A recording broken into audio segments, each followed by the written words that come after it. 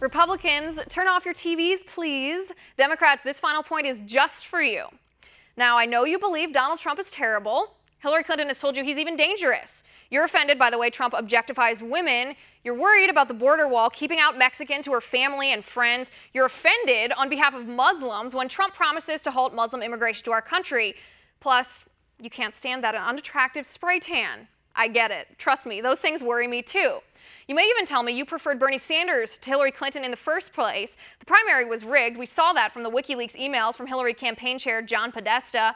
You Bernie people never stood a chance against the force of collusion between Debbie Wasserman Schultz, Donna Brazile, and yes, even Hillary Clinton. You don't even like Hillary that much, but she's so much better than Trump, you think? What other choice do you have?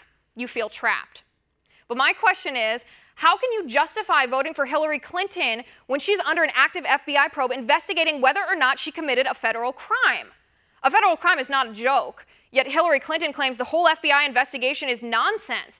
Essentially, she's trashing our system of justice and law and order, and she keeps using the word unprecedented. Some of you may have heard about a letter that the FBI director sent out yesterday.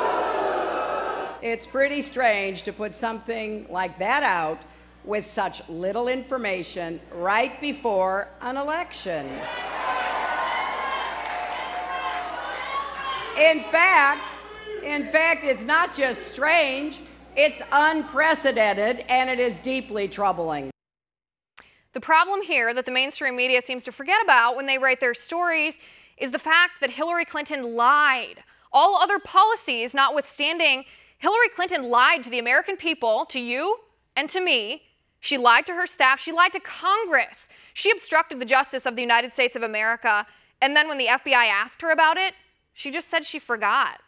I did not email any classified material to anyone on my email. From the group of 30,000 emails returned to the State Department in 2014, 110 emails in 52 email chains have been determined by the owning agency to contain classified information at the time they were sent or received. I did not send classified material, and I did not receive any material that was marked or designated classified, which is the way you know whether something is.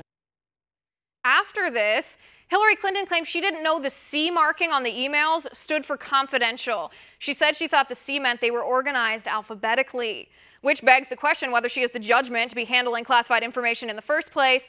But let's not get off track. What about the lying? Back in 1992, when Bill Clinton and Al Gore were challenging incumbent President George H.W. Bush, they cheered the 11th hour indictment of Bush's defense secretary over the Iran-Contra deal.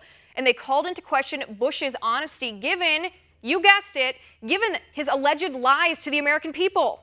Today's disclosure that President Bush knew and approved of the arms for hostages deal with Iran not only directly contradicts the president's claims, it diminishes the credibility of the presidency. It raises the question, first and most importantly, about whether he's told the truth in this campaign and for the last 5 years. How can he now ask the American people to trust him? So my liberal friends and colleagues, I have to ask you, how is this election any different? Is Hillary Clinton so far above the law that the same rules don't apply to her that applied to George H.W. Bush? How can liberals be so convinced that Donald Trump will be more damaging to our nation than Hillary would be when Hillary has done actual damage already and the worst Trump has done is make offensive comments? And that's my final point tonight. You can reach me on Twitter at Liz_Wheeler. You know by now I read all your tweets. And if you like the show, please send me an email at oann.com/contact. Remember, we were promoted to prime time, so we're coming to you every night at 9 p.m. Eastern now. Don't miss us tomorrow at 9. And until then, have a good night.